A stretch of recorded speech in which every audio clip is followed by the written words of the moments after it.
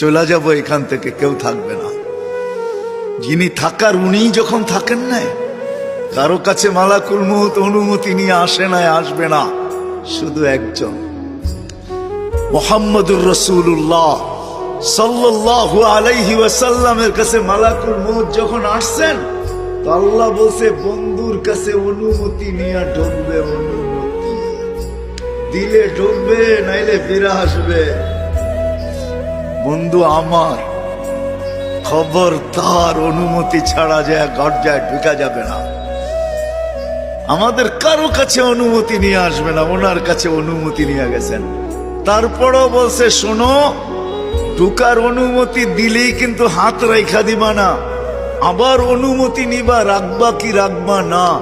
বন্ধু যদি হ্যাঁ বলে তো রাইখো, যদি না বলে তো চলে আইসো। না বন্ধু আমার।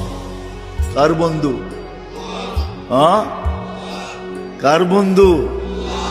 হাবিবুল্লাহ।